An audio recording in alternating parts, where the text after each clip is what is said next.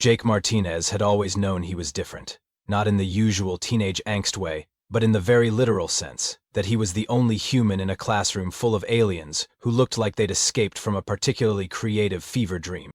The Galactic Defense Academy prided itself on diversity, which apparently meant cramming every conceivable species into the same classroom and hoping nobody started an intergalactic incident before lunch. Jake sat in the back row, watching his classmates with the detached amusement of someone who'd given up trying to understand why the universe had such a twisted sense of humor. To his left sat Zorp, a gelatinous purple blob who constantly worried about everything from cosmic radiation to whether his translucent skin made him look fat. The guy literally had no bones, yet somehow managed to be the most uptight student in the academy. Next to Zorp was Click, an insectoid creature with 4 arms and an ego the size of a small moon. Click had been bragging about his superior reflexes and compound vision since day one, apparently unaware that having bug eyes wasn't the flex he thought it was. Then there was Finn, a bird-like alien whose feathers changed colors based on his anxiety levels. Currently, Finn was displaying a spectacular rainbow of nervous energy that would have made a peacock jealous. Poor guy had been stress-molting since the first day of combat training. "Attention, cadets," Commander Vex announced, his reptilian voice cutting through the classroom chatter like a chainsaw through butter. Vex was what happened when you crossed a Komodo dragon with a drill sergeant and gave the result a military complex. His scales gleamed under the harsh academy lighting, and his yellow eyes swept across the room with the warmth of a tax auditor. "Today marks your final psychological evaluation," Vex continued, clearly enjoying the way half the class immediately started hyperventilating. "For 3 centuries, the Galactic Defense Academy has used the most effective method of testing mental fortitude known to civilization." Jake raised his hand. "Let me guess, standardized testing?" The commander's expression suggested he found Jake about as amusing as a hole in his spaceship's hull. "The fear beast, Martinez." A collective gasp rippled through the classroom. Finn's feathers immediately shifted to what Jake had learned was code for existential terror, while Zorp began vibrating at a frequency that made the desk rattle. Even Click's mandibles started clicking nervously. "The fear beast," Vex repeated, with obvious relish, "is a creature that feeds on psychological terror. It has broken every cadet who has faced it. Every single one." Jake blinked. "Okay, but how broken are we talking here? Because I've met my Aunt Linda after she's had wine, and that's pretty terrifying." "This is not a joke, human," Vex snarled. "The fear beast reaches into your mind and manifests your deepest, darkest fears. It has reduced seasoned warriors to gibbering wrecks." "Right," Jake nodded thoughtfully. "So it's basically like social media, but with more tentacles." The classroom fell silent except for the sound of Zorp's nervous jiggling and Finn's panicked molting. Commander Vex looked like he was reconsidering his career choices, which, Jake figured, was probably a daily occurrence for anyone in charge of teenage aliens with weapons training. "The testing begins in 1 hour, Vex announced. "I suggest you use this time to prepare, mentally. Though I suspect some of you," his gaze fixed on Jake, "are beyond help." As the commander stalked out, Jake's classmates immediately erupted into panicked chatter. He leaned back in his chair and wondered if the academy's cafeteria served decent coffee. Something told him he was going to need the caffeine. Within minutes of Vex's departure, the classroom had transformed into what Jake could only describe as a support group for the cosmically doomed. Zorp had oozed himself into a corner and was making sounds like a deflating balloon, while Click was rapidly clicking his mandibles in what Jake assumed was either deep thought or a nervous breakdown. Finn, meanwhile, had molted so many feathers that he looked like he'd been attacked by a very vindictive pillow. "Okay, everybody calm down," Jake said, though he suspected his definition of calm and theirs existed in completely different dimensions. "It's just some scary space monster. How bad could it be?" Click's compound eyes swiveled toward him with the intensity of twin laser pointers. "How bad could it be? Martinez, the fear beast once made General Throx wet himself. General Throx conquered 17 star systems." "Yeah, but did he ever have to survive a Black Friday sale at Target?" Jake countered. "Because let me tell you, that's character building." Zorp's gelatinous form quivered with indignation. "You don't understand, human. The beast reads your mind and creates the perfect manifestation of your deepest terror. It knows things about you that you don't even know about yourself. So it's like a therapist, but evil, and probably with more teeth," Jake mused. "Got it." Finn's voice came out as a high-pitched warble that suggested his vocal cords were having their own anxiety attack. My cousin's friend's roommate faced the fear beast 3 years ago. They say he still wakes up screaming about performance reviews. Jake tried to look appropriately sympathetic, though honestly performance reviews were pretty terrifying. What exactly are you guys afraid of, anyway? Maybe we can workshop this. The question seemed to unlock a floodgate of cosmic neuroses. Zorp immediately began listing his fears in alphabetical order, starting with acidic environments and working his way through bureaucratic inefficiency and cosmic meaninglessness. Click, not to be outdone, launched into a detailed explanation of his terror of being perceived as inadequate, despite his obviously superior compound vision and reflexes. Finn just molted harder and mumbled something about warranty expirations that Jake didn't quite catch. Okay, Jake interrupted before they could spiral further into existential dread. Here's the thing, though. You're all thinking about this wrong. The fear beast feeds on terror, right? So what if you just don't give it any? Click's mandibles stopped clicking. Don't give it terror? That's like saying don't give water wetness. It's an intrinsic property. Is it, though? Jake leaned forward, warming to his theme. I mean, fear is just your brain's way of saying, hey, this might be dangerous, but what if you've already seen worse? Zorp's worried bubbling intensified. What could be worse than a creature specifically designed to terrorize you? Jake grinned. Ever tried to explain memes to your parents? Or had to call tech support for something that should take 5 minutes, but somehow takes 3 hours and involves transferring you to 6 different departments? The alien stared at him with the confused expression of creatures who had never experienced the particular brand of soul-crushing mundane horror that was modern human existence. Meanwhile, through the classroom's transparent walls, they could see academy technicians wheeling in what looked like enough security equipment to contain a small star. Force field generators, psychic dampeners, and what appeared to be a containment unit that was making ominous humming sounds. They're really going all out for this thing, Jake observed, watching a technician in full hazmat gear adjust some kind of reality stabilizer. You'd think they were dealing with something actually dangerous, instead of just a glorified haunted house attraction. Finn's feathers had progressed through the entire visible spectrum and were now cycling into colors that Jake was pretty sure didn't exist in normal space-time. That equipment isn't for containing the fear beast, Martinez. It's for containing the psychological damage it causes to reality itself. Huh? Jake said thoughtfully. That's actually kind of impressive. Though I've got to say, if it's really that powerful, why do they keep it around for testing students? Seems like a liability issue. The question hung in the air like a particularly awkward silence at a family dinner. In the distance, an alarm started blaring, which Jake assumed meant it was almost showtime. Commander Vex returned 30 minutes later, accompanied by what Jake could only describe as the galaxy's most overqualified babysitting crew. 3 medical technicians, 2 psychologists, and something that looked like a cross between a therapist and a forklift flanked the commander as he surveyed his terrified students. The testing chamber is prepared, Vex announced with the enthusiasm of someone announcing a root canal. Zorp, you're first. If Jake hadn't known that Zorp was a blob alien, he might have mistaken the sound that emerged from the purple mass for a dying walrus.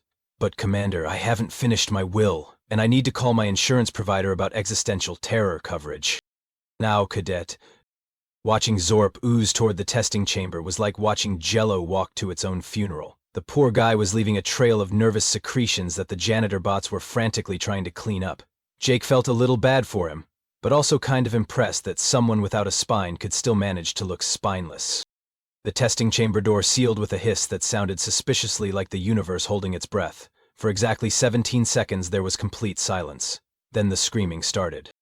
It wasn't just regular screaming. This was the kind of screaming that made you question your life choices and wonder if maybe your parents were right about your career path after all. Through the reinforced viewing window, Jake could see Zorp frantically bouncing around the chamber like a terrified rubber ball, while something with way too many shadows and not nearly enough comprehensible geometry loomed over him. What's he seeing? Jake asked one of the medical technicians. Automated tax audit, the technician replied without looking up from his clipboard. Specifically one where all his receipts are missing and the auditor has tentacles. The screaming reached a pitch that Jake was pretty sure was causing structural damage to the building. Then, mercifully, it stopped. The chamber door opened, and Zorp oozed out at roughly the speed of sound, gibbering something about deductions and the meaninglessness of existence. Click! You're up, Vex called.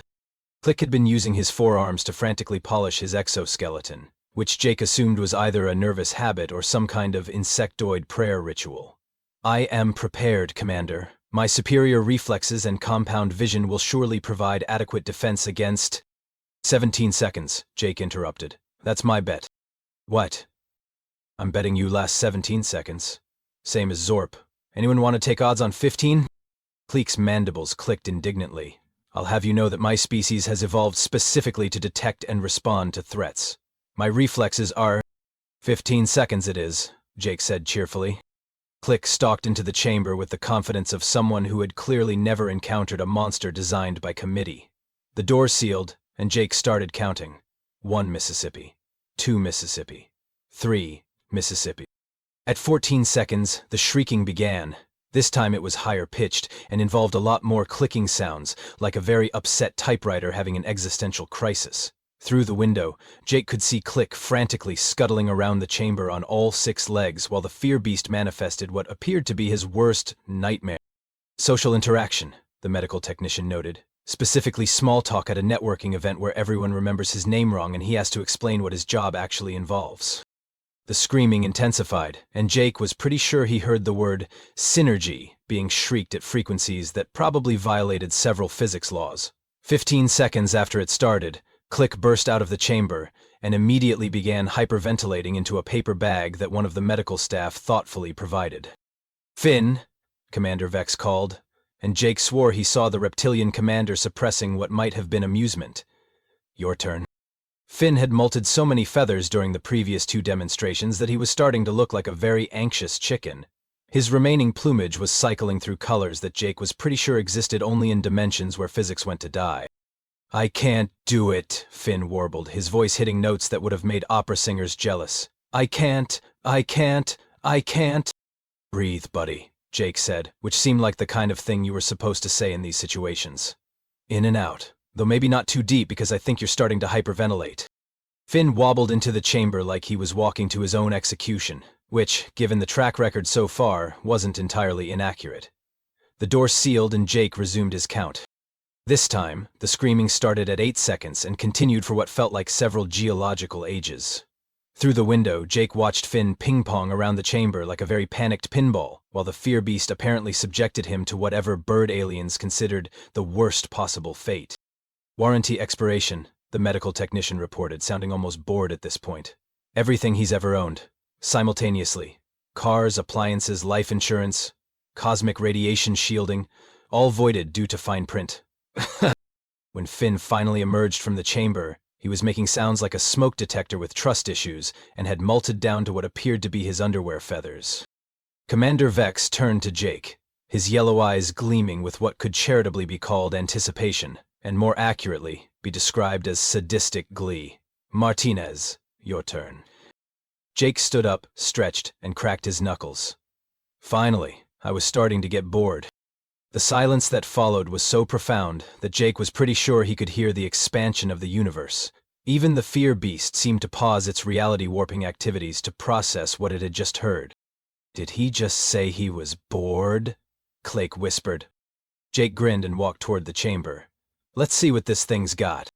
The testing chamber door sealed behind Jake with a finality that would have been ominous if he'd been the type to find things ominous. Instead, he looked around the sterile white room with the casual interest of someone checking out a new apartment. The chamber was bigger than it looked from outside, which he figured was probably some kind of space-folding technology, or maybe just really good interior design.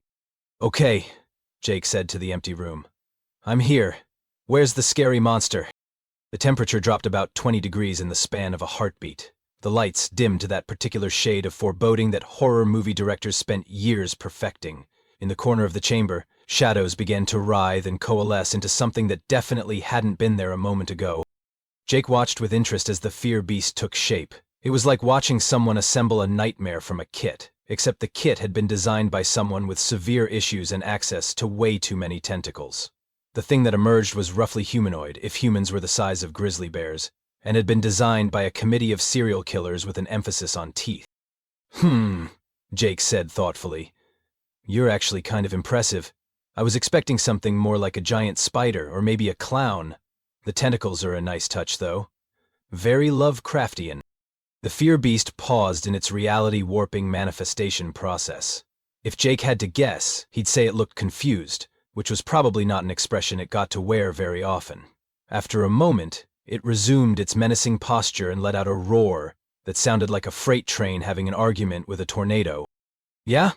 That's pretty good too, Jake nodded approvingly. Though if we're going for maximum psychological impact, you might want to try more of a fingernails on chalkboard sound. That really gets under people's skin. The beast stared at him with what appeared to be several dozen eyes arranged in patterns that hurt to look at directly. Then it did something that made the air itself seem to scream. The chamber walls dissolved into what looked like Jake's childhood bedroom, except the posters on the walls were moving, and the shadows were full of things that definitely hadn't been there when he was 12. Oh, cool, Jake said, looking around. You're going for childhood trauma. That's a classic. Though I have to tell you, my actual childhood was way more terrifying than this. You should have seen my mom when she found out I'd been using her good towels to clean my bike. The fear beast's eyes narrowed, which was impressive given that most of them didn't have eyelids. The room shifted again, and suddenly Jake was standing in what appeared to be a job interview from hell. The interviewer was a writhing mass of corporate buzzwords with teeth, and the questions being asked seemed to involve both his deepest insecurities and his browser history. Okay, now you're just being mean, Jake said to the beast. Though honestly, this is still better than that time I had to interview at a startup where they made me do team-building exercises. At least you're not making me trustfall with a Lovecraftian horror. The interviewer monster leaned forward, its breath smelling like broken dreams and expired warranties. What would you say is your greatest weakness? It hissed. Probably my tendency to critique eldritch horrors while they're trying to terrorize me, Jake replied without missing a beat. Also, I sometimes put milk in my cereal before the cereal, but I figure that's more of a personal quirk than a professional limitation. The fear beast made a sound like reality having a minor breakdown. The job interview dissolved, and suddenly Jake was standing in the middle of what appeared to be a family reunion, where everyone was disappointed in him simultaneously. His grandmother was there, tutting about his life choices. His high school girlfriend was explaining to everyone why she'd broken up with him, and his third-grade teacher was holding up a report card with grades that existed only in dimensions where math was a form of punishment. Now this is just hitting below the belt, Jake observed. Though I have to admit, you really captured my Aunt Martha's disapproving expression. That's some quality craftsmanship right there. The fear beast was starting to look genuinely frustrated, which Jake had to admit was pretty entertaining. It cycled through several more scenarios. Jake stuck in an elevator with people who chewed loudly. Jake trying to assemble IKEA furniture while being judged by Swedish design experts. Jake attempting to explain internet memes to a panel of very serious academics who kept taking notes. You know what I think the problem is? Jake said conversationally, as the beast manifested a scenario where he had to do taxes while being audited by the IRS, the FBI, and what appeared to be the cosmic equivalent of a homeowners association. You're trying too hard. Fear is all about the unknown, right? But the thing is, I've lived on Earth my entire life. Do you have any idea what that's like? The beast paused in its reality-warping activities, several dozen eyes focusing on Jake with what might have been curiosity. Earth, Jake continued, is a planet where the weather can kill you, the wildlife can kill you, the plants can kill you, and sometimes the bacteria decides to get creative. We have natural disasters that we've named like they're old friends. Hurricane Bob, Earthquake Sally. We have entire species of animals that exist purely to make other animals' lives miserable. Have you ever seen a honey badger? Those things are basically your job description with fur. The fear beast's tentacles drooped slightly. And that's just the natural stuff, Jake went on, warming to his theme. We've also got human-made horrors, traffic jams during rush hour, airport security lines, the comments section on literally any website, customer service phone trees that transfer you to 17 different departments before hanging up on you, people who don't use turn signals, people who put pineapple on pizza and then argue about it on the internet. The beast was now making small, confused whimpering sounds. Plus, Jake added, we've got things like Monday mornings, tax season, family gatherings where everyone asks when you're going to get married, and the existential dread that comes from realizing you're a tiny speck of consciousness on a rock floating through an infinite void that doesn't care whether you live or die. And that's just Tuesday. The fear beast sat down heavily, which was impressive given that it didn't appear to have anything resembling conventional anatomy. Its various appendages drooped in what Jake could only interpret as defeat. Look, Jake said gently, I'm not trying to make you feel bad. You're clearly very good at your job. It's just that humans have kind of cornered the market on existential terror. We've been living with it so long that we've developed coping mechanisms, like humor, denial, and really strong coffee. The beast looked up at him with eyes that were now significantly fewer in number and considerably less eldritch in their wrongness. If Jake had to guess, he'd say it looked tired. When was the last time you had a day off? Jake asked. The fear beast considered this question with the gravity of someone who had just been asked to explain quantum physics using only interpretive dance. Several of its remaining eyes blinked in sequence, which Jake figured was probably the eldritch equivalent of thinking really hard. Day off, the beast rumbled in a voice that sounded like gravel being processed through a cosmic garbage disposal. I am the manifestation of terror itself. I do not have days off. Yeah, but everyone needs downtime, Jake said, settling down cross-legged on the chamber floor like he was starting a campfire chat instead of having a philosophical discussion with a creature that had just tried to terrorize him with his own family reunion. How long have you been doing this job? The beast's tentacles writhed uncertainly. 347 years, 2 months, 16 days, and approximately 14 hours. Jake whistled low.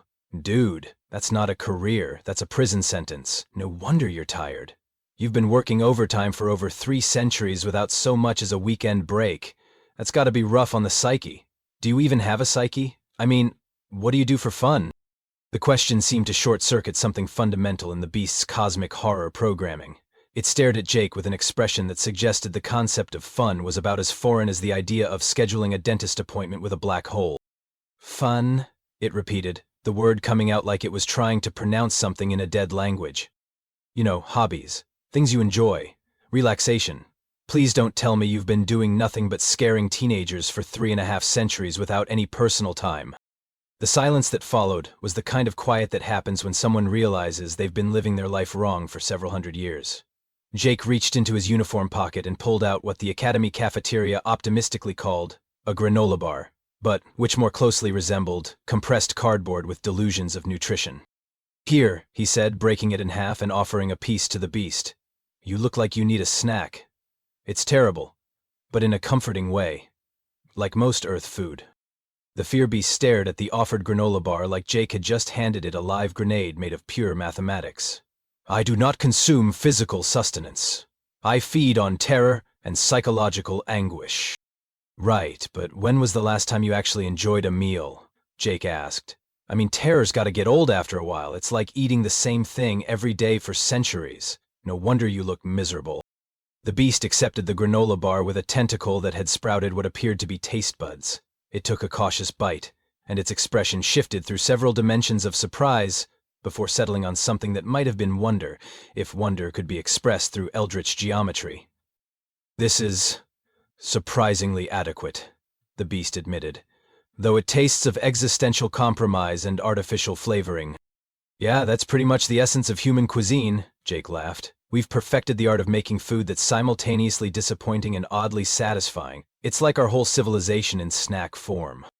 The beast settled more comfortably on the floor, which involved a complex rearrangement of appendages that definitely violated several laws of physics.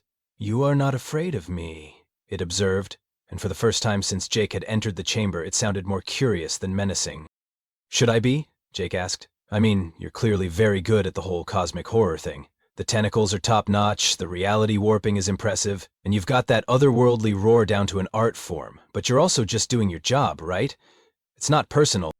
The beast made a sound that might have been laughter if laughter could exist in 17 dimensions simultaneously. In 347 years, you are the first person to ask me about job satisfaction. That's honestly kind of sad, Jake said, pulling out his water bottle and taking a sip. What do you do between tests? Just hang out in whatever pocket dimension they keep you in, waiting for the next group of cadets to terrify? I contemplate the meaninglessness of existence and organize my collection of psychological traumas by severity, the beast replied matter-of-factly. Jake nearly choked on his water. Okay, that's definitely not healthy. You need a hobby, something fun. Do you like music, art, interpretive dance? Though given your current anatomy, dance might be challenging. The beast's eyes brightened, which was surprisingly pleasant given that they had previously been the color of existential dread. I've always been curious about music. The screams of the terrified have a certain rhythm to them, but I suspect there are other forms of auditory expression. Oh man, you're gonna love Earth music, Jake said enthusiastically. We've got everything from classical symphonies to death metal. Actually, you'd probably really enjoy death metal. It's like your day job, but with better guitar solos. The beast was now practically glowing with interest, which caused the chamber's lighting to shift to something considerably more pleasant than cosmic horror ambiance. Tell me more about this death metal. Jake launched into an explanation of various musical genres while the beast listened with the rapt attention of someone discovering that the universe contained wonders beyond psychological torment. They discussed the merits of different Earth cuisines, the concept of vacation time, and whether it was possible for an eldritch horror to take up gardening as a stress relief activity. "You know what I think your problem is?" Jake said after the beast had expressed fascination with the idea of weekend farmers markets. "You're not a fear beast, you're just a really powerful introvert who's been stuck in a job that doesn't suit your personality for way too long." The beast considered this. "I have never thought of myself as having a personality beyond inducing terror." "Everyone's got a personality," Jake assured him. "Yours just got buried under centuries of workplace expectations. I bet if you had the chance to explore other interests, you'd find all kinds of things you enjoy that don't involve making people question their life choices." As if responding to Jake's words, the beast began to shrink, not in a threatening way, but more like someone finally relaxing after holding a stressful pose for centuries. Its tentacles became less writhing horror and more curious octopus, and its numerous eyes consolidated into a more manageable number that actually looked rather friendly. "This is pleasant," the beast said, sounding surprised. "I had forgotten that existence could be pleasant." Jake grinned. "That's the human spirit right there. We're really good at finding ways to enjoy ourselves despite living in a universe that's actively trying to kill us. It's like our superpower." The beast curled up next to Jake like a cosmic cat that happened to be made of interdimensional nightmare fuel. "I think I would like to learn more about this human approach to existence." "Well," Jake said, scratching what he hoped was the beast's equivalent of behind the ears, "you're in luck. I've got about 18 years of Earth experience and a really strong opinion about the best way to make coffee. We've got plenty to talk about." The beast made a sound that was definitely purring, even if the purring occasionally warped reality in minor ways. For the first time in over 3 centuries, the Academy's fear beast was completely, genuinely content. Jake had just started explaining the finer points of Earth's coffee brewing methods when the chamber door burst open with the kind of dramatic flair that suggested someone had been watching too many action movies. Commander Vex charged in, followed by what appeared to be half the Academy's emergency response team, 3 psychologists, a priest of some sort, and someone carrying what looked suspiciously like a flamethrower. They all froze in perfect synchronization when they saw Jake sitting cross-legged on the floor, casually petting what had once been the most feared creature in known space, as it purred like a cosmic lawnmower, having pleasant dreams. "Martinez," Commander Vex said in a voice that suggested his brain was still trying to process the scene in front of him, "what exactly did you do to the fear beast?" Jake looked up from where he'd been demonstrating the proper way to scratch behind eldritch appendages. "Oh, hey, Commander. We were just discussing the philosophical implications of work-life balance and whether it's possible to grow tomatoes in a pocket dimension. Did you know this guy's been working the same job for over 300 years without a single vacation day? That's got to be some kind of labor violation." The beast lifted what Jake had decided to call its head and looked at the assembled crowd with eyes that were now more curious golden retriever than existential nightmare. "Greetings," it said in a voice that still sounded like gravel in a cement mixer but somehow managed to convey enthusiasm. "Jake has been telling me about something called weekend brunch. It sounds delightful."